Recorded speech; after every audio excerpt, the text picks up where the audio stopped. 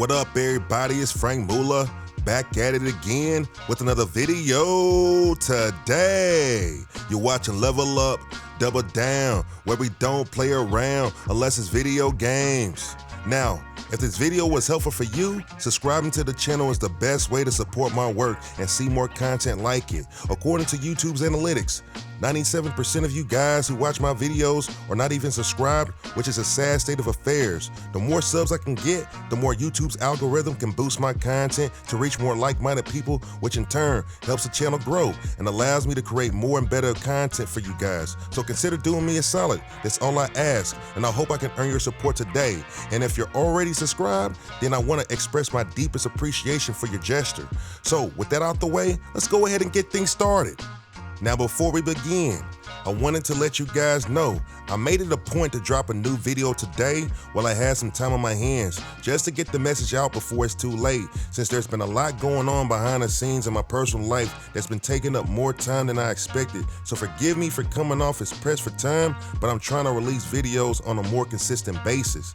Alright, so on today's episode, I wanted to talk about one of the best kept secrets in terms of the largest self-maintained classic console ROM libraries that has ever graced the internet, which has been a boon for game preservation. So if you've been sleeping under a rock lately, or you just haven't got the memo yet, then let me spell it out for you. There's a little known website called Myrient, which flew under the radar from my understanding, since I didn't even happen to discover it till towards the end of 2024. I've always followed the school of thought regarding being a steward and protecting resources that I come across like Myrient by keeping it under wraps and close to the chest, because the more people who know, there's a higher probability of it being put at risk of getting a DCMA takedown.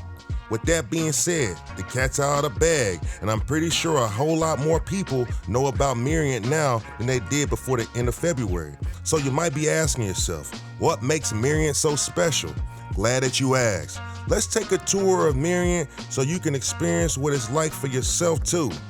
Myrient offers a variety of ROMs from older game consoles, so there's plenty of hidden gems and once-in-a-lifetime treasures and obscure niche games. When I visited Myrient for the first time, I felt like a kid in a candy shop or at an all-you-can-eat buffet, and there's plenty to go around too.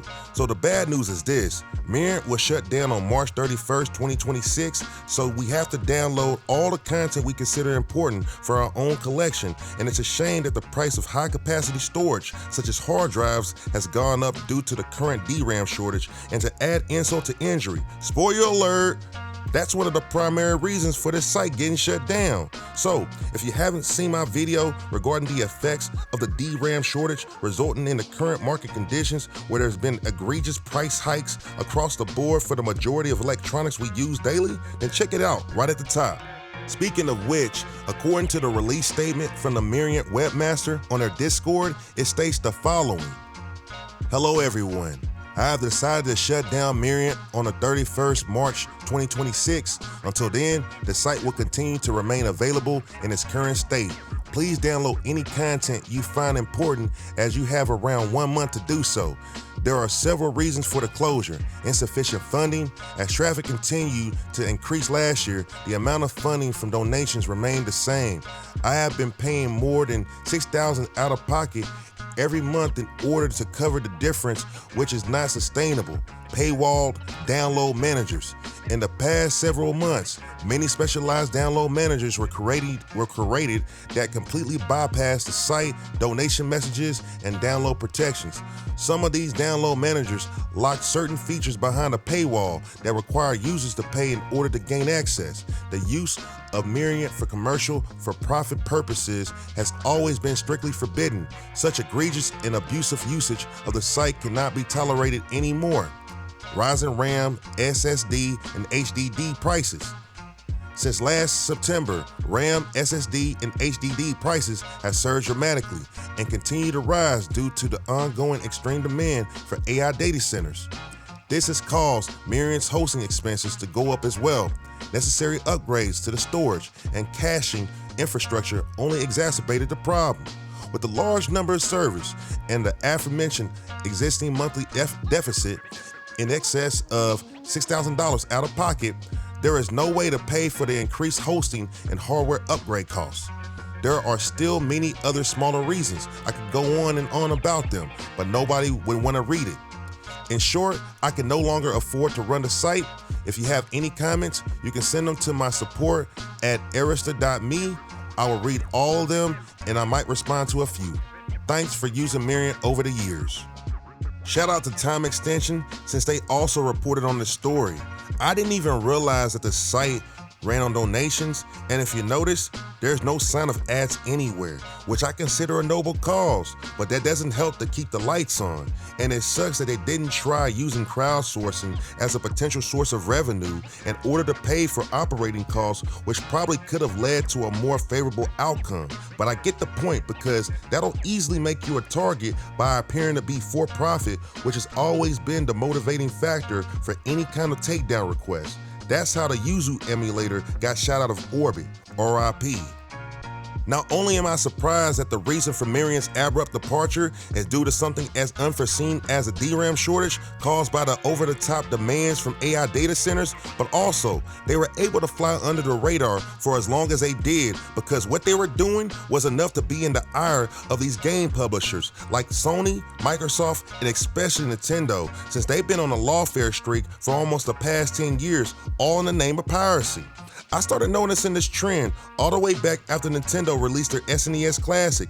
Myrient should consider themselves lucky because we've all witnessed Nintendo sue people into oblivion for much less. Case in point, let's look at the website Vim's Lair for a moment.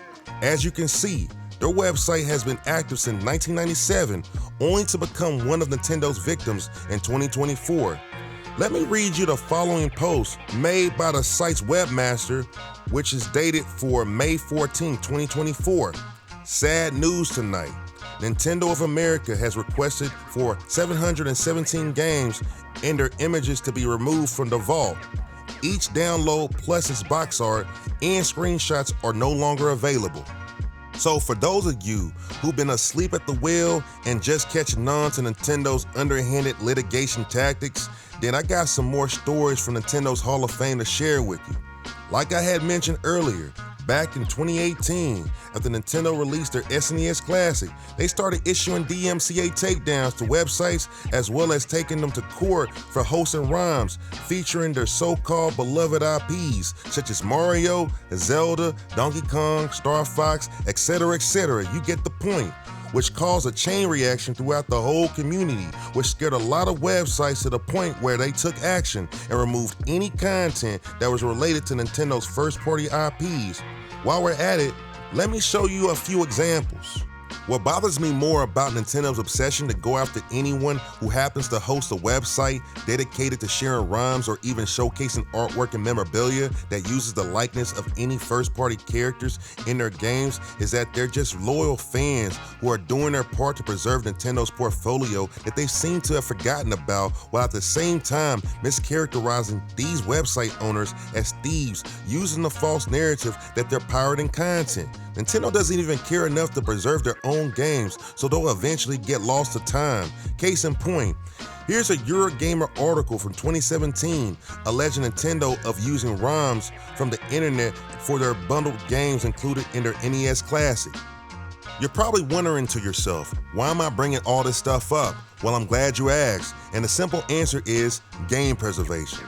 Myrient was one of the last bastions of hope if you wanted a decentralized digital museum of games from old school 8-bit side-scrollers to boomer shooters to 3D platformers and first-person shooters and everything in between.